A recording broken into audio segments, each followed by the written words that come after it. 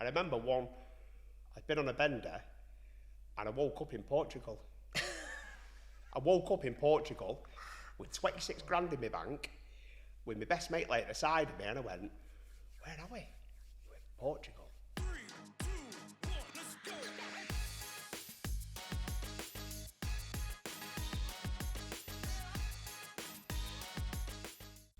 So JT Motive, back again. We're Come back here, again. brother. How you doing? We're back again. It was only last month. I know. Time flies, doesn't it? It certainly does. How are you? Awesome. You? Not bad. Yeah, I've had better days, but we're here. I'm sober today. That's the main thing. First blessing of today. What was the first blessing of today? We woke up. We woke up. We woke up today. That is the first blessing. No, you're true. And since you said that on the last one, I already saw it on you, but it was never there. And until you said it, literally, when I wake up now, not every day, No. and I've gone home telling me missus that and telling me friends in work, because ultimately it's the truth. It is, and it's not. It's not that we don't know. It just brings it to the forefront of our mind of thousands didn't. Because even and if I you're have. not suffering like we do in addiction or anything like that, know that when you get up, that's your first win of the day. Massive. Take power out of that. do Yeah, you know cool. what I mean? 100%. Yeah. Anyway, I think what we best do is quickly let's recap on our first. I want one. to say something. Go on, Jay. See, Aren't you a couple of years in a few days? I am 2 years on the 8th Amazing. of Absolute amazing. 2 years clean and sober. And what are you in a few weeks? My dad's lucky number, 13. 13 years. Mate. Did you ever think, be honest, because I'm only 2 years, and it's not What do only, you mean by the way, only? no, I know. It's not only, You know, it's it isn't. mega, It mate. is mega. But, like, I still can't believe I've got to 2 years. Even though I'm doing it, actively doing it, it's still... Do you feel like that at all? It's mad. Yeah, I've just done a live on TikTok now before, and obviously brought up LAB51 and Samsy and you, and saying we're doing part 2 of this podcast. It went really well, the first one. And I said on there, God, my days, I said, I'm 13 years recovered at the end of this month. And I just thought to myself, wow, where's that gone? Time flies, mate. Where's that gone? But it's been, of course, like you said, ups and downs. Of course, we've got ups and downs. But on the whole, it has been amazing. It has, and quickly, what I'll come on to that. So, we use the term recovered like it outlines in a big book. We do. Yeah, recovered means just for today, the compulsion and the desire to take a drink or for me to sniff cocaine has been totally removed. Correct. Totally removed. I'm not saying that will never come back. I know from my experience, if I stop implementing the positive self-improvement tactics that I'm doing on a daily basis, I know for a fact one day that idea will come in that it's okay to have a drink and a sniff, because my history proves that. Yeah. Do you agree with that? I 100% agree. Yeah, we are. The book says in the first page that we are recovered from a hopeless state of mind and body. So once the obsession has been removed, that's as recovered as you're going to get. Exactly. Contingent on doing certain ways of living. Growing as a person. Correct. And I said it, we'll touch on the last one, and I said it at the very end of the last one. Me and Mikey, this is how we've recovered from our drink and drug addiction. This is how we've done it. I know other people that have done it through the loss of family members. They've gone to church and done it. It also says it in the big book. You see, when we speak about being recovered and about the physical and mental, it's not our opinion. No. This is coming from what's called a big book of Alcoholics Anonymous, the big book of AA started all the fellowships. The 12 steps in AA started your NA, OA, CA, GA, anything with an A, it's come from the 12 steps, which has come from the big book. Yeah. So when we're speaking, if it's my opinion, I'll say this, I think this, or this is my opinion, but I'll always refer to as, well, the big book of Alcoholics Anonymous says, because it's worked for millions and millions and millions of people around the world, millions. Since the 1930s. Between 1935 and 1939, it was obviously discovered by two people, and the book was written. There's loads of history about it, and it's amazing, but you might not need to do what we do, but all we're saying is, if you've tried all your avenues yourself of Going to the gym, not worked. Doing a geographical and moving away, not worked. Getting rid of the girlfriend, getting a new girlfriend, losing your job, getting a new job. You see, I'm speaking for me, I've done all that. I've done all that I've just said, I've done it all. There was one problem with all that. I took my own head with me. Because my problem centres in my mind. That's where the problem is. So if the problem's in my mind, I have to get rid of that problem. And the only thing I know to get rid of that problem is the 12 steps of should we just say the recovery rooms? Yeah. The fellowships. The fellowship, the recovery rooms. Yeah. That's what gets rid of the obsession for me, and has made me not have a drink or drug for nearly 13 years and Mikey 2 years in a few days, which is amazing. I just want to pick up on nice one for that, James. Our opinion, right? So coming from a recovery point of view, if I was to give you my opinion, I could potentially kill you. Because let me just explain, my opinion got me into the rooms of AA. My way of thinking nearly destroyed my life. And that's why everything we say has come from the Big Book of Alcoholics Anonymous, which has been proven to work for over 80 years Many times, millions. All over the world. So you don't have to agree with everything we say. All we're asking is just to be open-minded and willing to take on and honest. New information. Yeah, you've got to be honest. Got to be honest yourself. Honest. I still find it hard today. Yeah. But so recapping, we talked about the problem. We did speak about the problem a lot. It was great. Loved it. About the solution now, what a touch on JT Motive and right. What you've done and what you're actively doing day to day on your socials. Could you explain to people what you do and why you do it? So I started in lockdown 2020, JT Motive. I might have touched this on last time. I'll be dead brief with it. So I was doing little 30-second WhatsApp videos, and obviously you could only see by my contacts, and I had 3 people in a very short space of time say, you need to get on social media. So I did. I went on Instagram, then I went on TikTok, and it sort of grew from there, of the positivity, motivation, recovery, and basically helping people live the best life in however they want to do it. I mean, I speak to people about, people say, I'm eating too much, I need to start the gym. So they don't even got addiction issues in that sort of sense. They just got no structure and routine. So I just help people with whatever their problem is, should we say, to try with a solution. And I'm very honest, if I've not experienced it myself, I'll openly say, I haven't experienced this, but I'm here to listen, because how can I say, I think you should do this when I've not experienced it myself? Exactly, yeah. So, and I say this a lot, I did a lot of videos at the beginning. People were doing comments, and I used to do video replies on it about, they'd say they were 3 months sober, 6 months sober. I never knew how they did it. They just said the time. And I say it all the time, JT Motive is not the solution. It's not the solution. A lot of people watch my videos, a lot of people comment and interact with me, and I'll guide them and give them my experience and advice in the best way I can. But it's not the solution. If you want for long-term sobriety, and people say, JT, I want what you've got, well, you need to do what I've done. And I'm open and honest, and I'll say, you need to do this, and it's basically, you need to get into the recovery rooms, get a support network around you. Massive, that. Within a few weeks, not a few months, a few weeks, get yourself what's called a sponsor and work through the 12 steps. Give it 3 months. Give your life to the rooms for 3 months. And after 3 months, and if you're honest and open and willing with yourself, and you've done that for 3 months solid, the best you can, and it's still rubbish, go back out. But I promise you it won't be. Yeah, because ultimately, if you've never tried what James is suggesting, you've got nothing to lose. Because if you were like me and him, and you're at that point of crossroads, bitter ends, or a new way of life, then you might as well give yourself a chance. Because we're here not to sell anything. All this information is for free, and to try and benefit another man or woman who was in the situation we were in. And we totally understand how dark, how lonely it can be.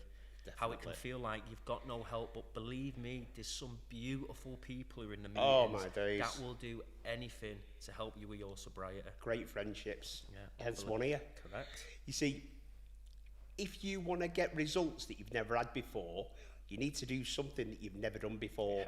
Stop repeating the same stuff, thinking, I'll do it this way, I'll do it, or repeating the same thing, I'll try harder.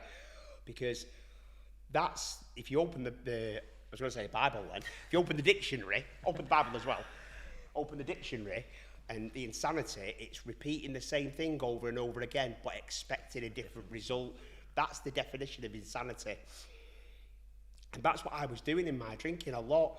I'll try harder, I'll knuckle down more, and then I'll get to, see, I could go 2, 3, 4 weeks, me, on my own willpower. Yeah, I could, white knuckling it. Yeah, and then obviously the family would be back on my side, work would be going great, I'd be back in the gym, I'd have a bit of money in my pocket, and then no reason, it'd just be, I'll have a bottle of bud. Yeah. As soon as I've touched a bottle of bud, all bets are off. James has gone missing for 3 days, done. Just like that. And to be honest, it talks about that in the big book. It gives you an experience that we will get to that point, and the pain and suffering that we had, it could even be a few days ago, sometimes in my case. A few days ago, the pain and suffering was out of this world. I would have put my hand on the Bible and said, I am never going to drink and use again. 3 days later, what happens? We're all lit up again. Exactly. And this is what we're up against, people. Do you know what I mean? You're not on your own. Yeah, definitely. There is people, you need to just, the first bit of recovery, I said it last time, is reach out. Yeah. You've got to reach out. You've got to open your mouth, because I'm telling you now, people go, I'll suggest, and I'll say, have you heard of the rooms of CAA? Depending on what your sort of drug of not choice, your poison is, should we say. And they'll say, yeah, but I've never had I get full of anxiety, because a lot of people are full of anxiety and stuff nowadays and stuff, but I say, listen, just once you've been there 10 minutes, honestly, your whole mindset will change. Oh, you'll feel at home. Your whole you will feel at home. You will have people talking about your story. You've never met them. They'll be sharing, and they'll be talking about you. And that's what binds us together, innit? That common problem, and we have a common solution as well. Cool. So I just want to finish on dead quick. It's a story I told you before. Yes, go on. Dead quick. So I was chatting to a guy. I won't mention their names because it's all anonymous. So I was chatting to a guy, needed help, doesn't live too far from where I was staying. So I said, find a meeting, I'll meet you there, no problem. So he found a meeting. It was half an hour from where I was. Yeah, no problem, I'll meet you there. And I met only a young lad. He'd followed me for two and a half, since it really started, really. And never been to the rooms, went to his first meeting. As I'm there, a guy walked out of the meeting and just went, oh my days, JT. And he was like, put his arms out and he was shaking. He was like, oh my days, JT. And I went, yeah. And he went, oh my, and he couldn't believe it that I was stood there. And people say starstruck, and I go, yeah. And he come over and he gave me a big hug and he just whispered in my ear, he just went, I'm nearly 8 months sober and it's all because of you, all because of reaching out to you. And then he passed it on to his missus and she was 100 days, and then he passed it on to his best mate and he was however long. I'm thinking, all because I've put a few videos out there and I say I'm not the solution, you need to do X, Y, Z. And this kid did it and was living his best life, 8 months clean and sober, and passed it on to his family and friends as well, so they can start living the best life. And that's the whole reason behind JT Motive. I don't do it for, there's no money involved. I do it in my spare time. I do it because I love doing it. And especially when I get people will send me messages, and they send, in some of the fellowships you get key rings, don't you? Yeah. Like a week sober, a month sober, 3 months sober, 6 months sober. And they send me pictures of the key rings with the smiles and stuff, and that's better than anything in the world. That any drug I've ever took comes nowhere near of seeing the lights of someone's eyes open up. You've just sorry, said mate, it. No. You've just, that it. was. I wouldn't have said it like that. Yeah, amazing. But from the rooms and from the Big Book of AA, this comes from the Big Book of AA. What step is it? What you're doing naturally on a day-to-day basis? Step 12. Step 12, helping the still suffering addict, and there's reasons behind that. It's a very methodical, well-thought reason, and that is pretty much what James is saying, that for us to keep what we've got, we have to give it away. And that sounds really weird, but based on the facts and the feelings that we get of seeing someone naturally get their life in order, not because of us, because of how we're suggesting, and they're doing all the work, but they're doing the work, and it's lighting us up, because we're like, we've been there, look at you smashing your life.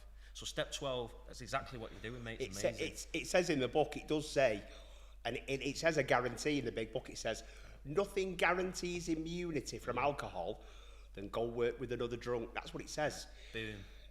And that's it. So in order for me to keep my sobriety, keep me on the right path, keep me living my best life, I have to be of service to others.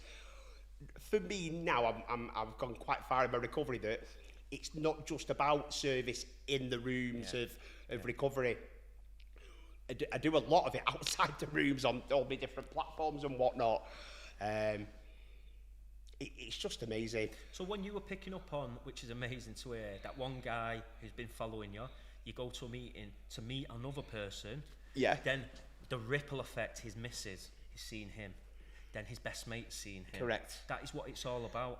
Because if you're in a bad place and you were like us, or you don't even have to be an addict, you're in a bad place, your world's upside down because of whatever reason, you will still be pushing a ripple effect. So it's a negative ripple effect. I done it, he done it, my kids, my missus, my parents, everyone felt like shit. Everyone was on pins every time I went out. You turn it round and do a bit of action, the ripple effect is a positive one. 100%. 100%. And that shows in your family, that shows 100%. In my family.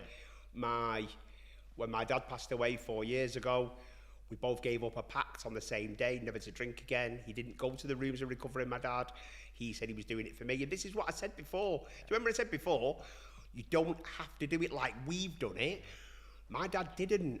He did it for me, and it worked for him, and he was living his best life. Yeah.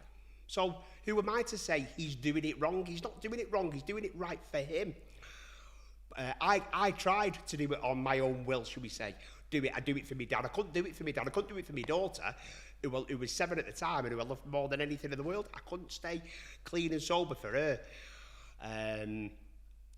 So me and him made a pact, and we never drank until the day he died. I remember the day before he died, we sort of knew. And my brother said, do you want a bottle of whiskey, Dad? That was his thing. And he said, no, I can't. I've made a pact with Jim. He used to call me Jim. I've made a pact with Jim. So no, I can't. And he passed away the next day. Within 12 hours, he passed away. How mad's that, though, that that's what we're saying. We're all different, aren't we? We're all different. So it's not that the fact that we're saying you've got to do it. You haven't got to do it. But if you've explored all your avenues, I see it like this. I love this analogy. You see a corridor, big corridor, you've got doors all the way. Did I say this last time? I don't think you did. Go on, bang it out there. There's a corridor, and there's all doors all the way down, and there's one door at the end, and all the doors are open. And they've each got something behind the door. The gym behind one didn't work, shut the door. The missus behind another, I said it before, shut the door. And you end up shutting all the doors, and you think, why is nothing working? You sound like me. You sound like once you start, you can't stop. And once you start, you have little or no control over the amount you take. And you shut all them doors, and you're done beaten and broken, homeless like I was. You get to the last door. The last door for me was the recovery rooms. And I was like, I was that beaten and broken. I was like, I'll do it. I'll just do it. Yeah. If somebody said you've got to run down the A6 naked, it's not a pretty sight, but I would have done it to get sober because I was that beaten and broken. So it's just, but you have to get to that point to start recovering. Breaking point, yeah. Because if I'm not doing it all the time, JT, and do you know what? When I'm doing it, I love it. It's the couple of days after that I can't cope with. But listen, if you're, see, I wasn't for the last 2 or 3 years of my drink, hated it. Yes, I didn't want to drink and use. I didn't want to drink and use. It frightened me to death because I never know where they'd end up. I knew, like you did, I knew what was coming when I did drink and use. But still did it anyway. Racking lines up, crying, looking at a picture of my kid on the phone. Yeah, absolutely thinking, what am I doing? And still sniffing. But when I got to that point, when I felt absolutely powerless, as a man, right? As a man, women might be different. I can only talk from my experience, where I grew up, basically. My father and my forefathers are stiff upper lip, yeah? Get your balls out, wear your balls, man up, yeah? That nearly killed me. Manning up nearly killed me. Yeah. Because when you're in a place where nothing you in your own power can help you, man up is the worst thing to hear. Because it feels like I'm doing something wrong. And unfortunately, I was born in 86. I grew up in a society where it's survival of the fittest. It's a dog-eat-dog world, especially for men, from primary school to high school to colleges. Even I'm an engineer, even the majority of men the majority of engineers are men, full of testosterone. Yeah. So we're battling against the grain of society. So for you to say, as a man, I need help, it's very hard to do. Yeah, of course it is. Not just because you're trying to break yourself, you're going against the social grain. So believe me, we understand, but trust me when I say this, asking for help is a power greater than you will ever know. Surrendering in addiction is a win. We have to die of self. Yeah, we do. And we have to be reborn. Yeah, we do. Because our old, if I have my old way of thinking now, I'll be in a pub after this. Yeah. If I still had my old way of thinking. If we still had our old Yeah. way, yeah, definitely. Definitely. To be fair, we wouldn't even be here. No, would we? We'd be still in the car. Of course we would. Yeah, Sniffing. Yeah, and to be honest though, when people say, do you love it? I loved it. It's the reason I've done it. Times people say, oh, it's all bad. No, some of the best times of my life. We've never, because we've only met in recovery, so we've never. It'd be dangerous if we did. It actually touches on that on the big book as well. It talks about the reason we take a drink or a drug is for the feeling. What's it called? The elusive. Talks about something elusive feeling of.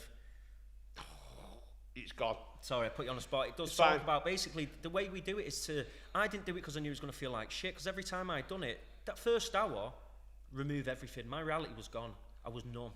I didn't have to deal with my kids. I didn't have to deal with But then the it was what employee. come after.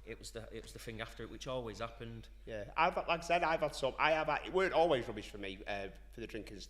I woke up. There's one story. I did a 10-minute video on this on YouTube. This is on my JT Motive YouTube account. I remember one.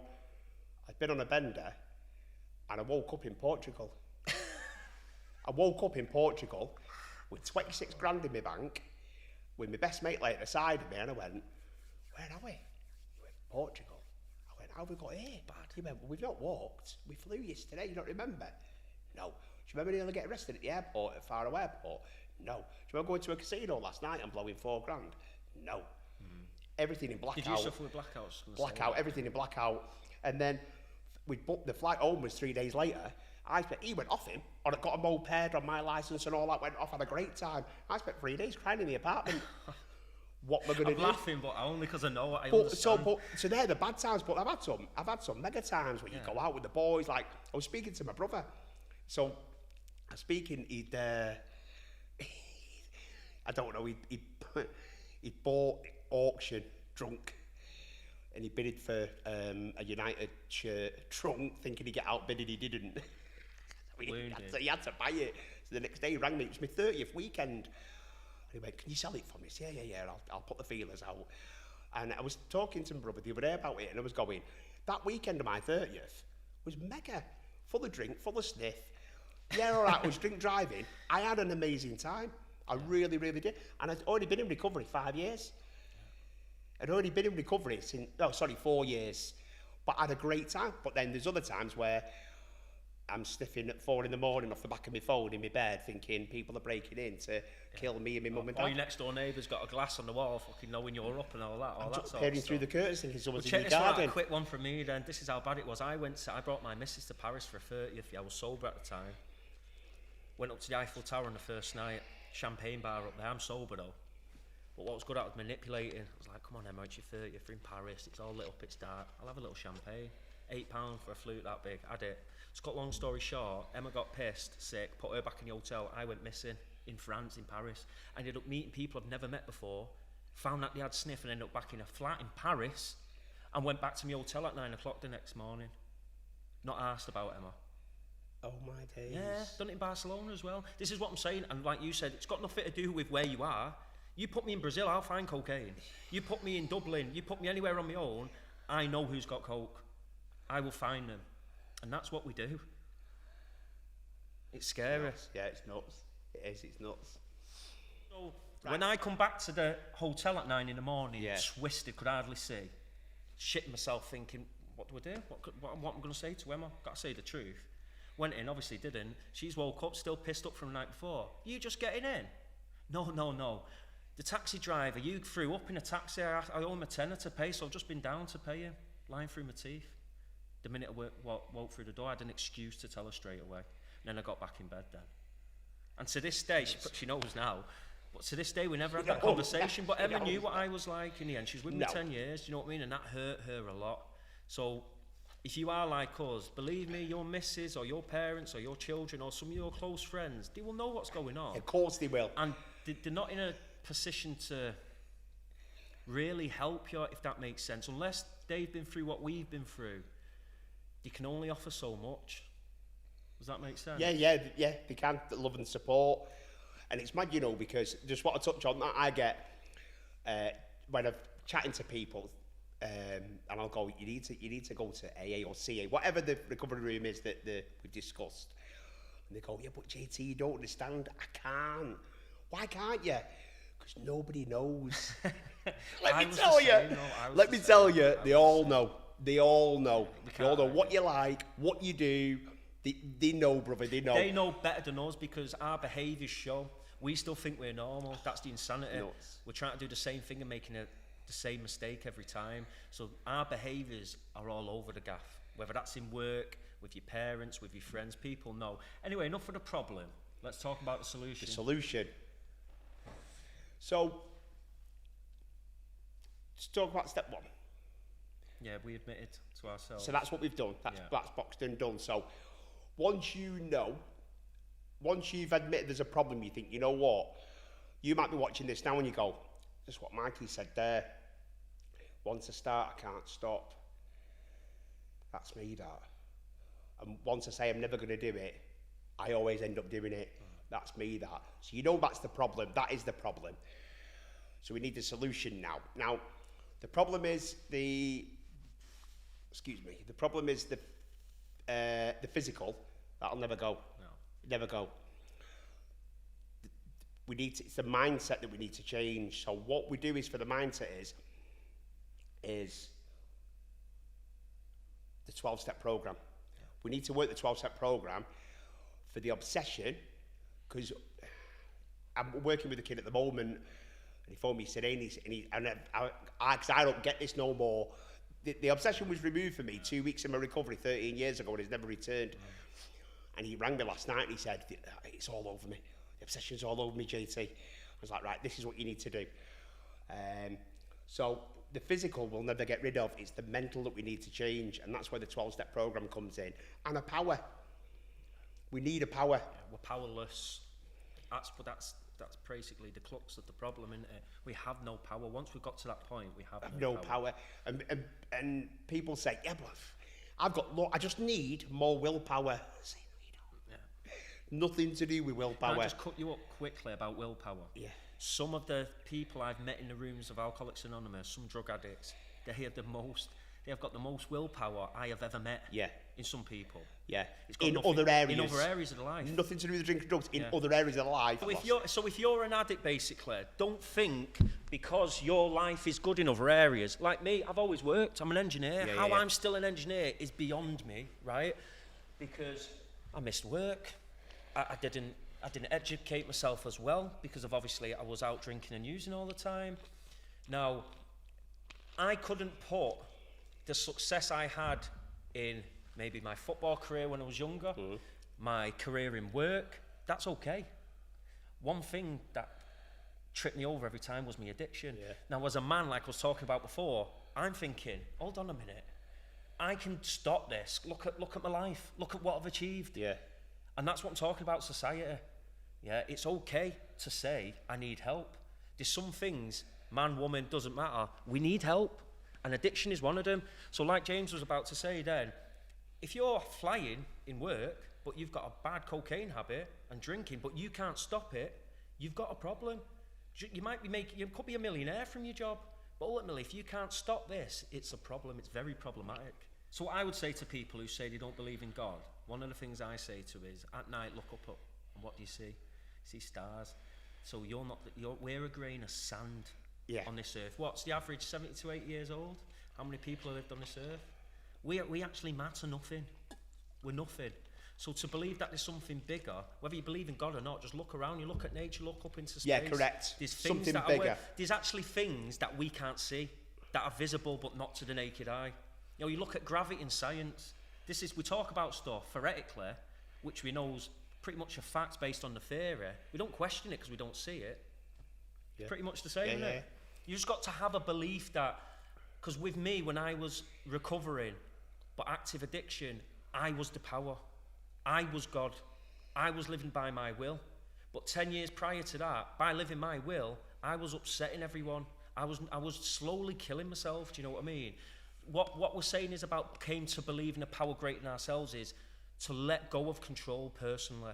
Allow others to take you through. Lean on other people. Remove yourself from control.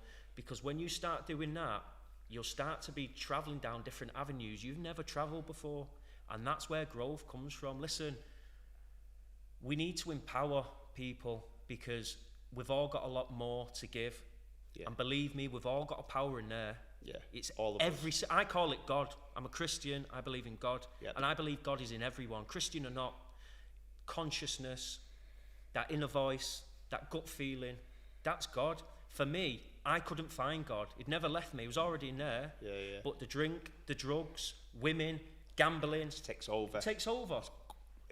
It sort of squashes it And down. the 12-step program, what it done for me, it helped me find my power, which is God. Correct. Exactly.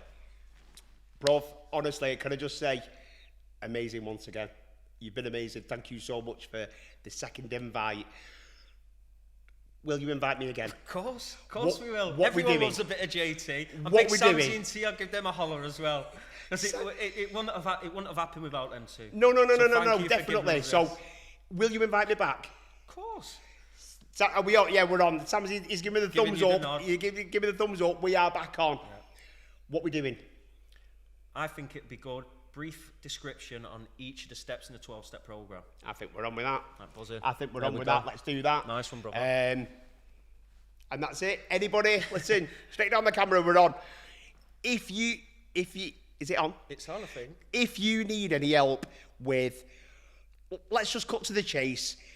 If your life is absolutely down the toilet and you don't know where to go and you've tried to come off all different substances and you can't, and you've just watched this, inbox me or Mikey. We will help best we can. Just do that first initial thing and reach out to us. Once you've done that, that's the hardest bit. Yeah, it is. That's the hardest bit, reaching out. Let us then take the lead. And lean on us. And quickly, make sure you watch part 3 because we will be describing each of the steps and that is potentially going to save your life because it definitely saved my life. And mine as well. And it's coming in probably in the next month or so. So it's not too long to wait. Thanks. Brother. There you go. you. That's Thank a you. wrap.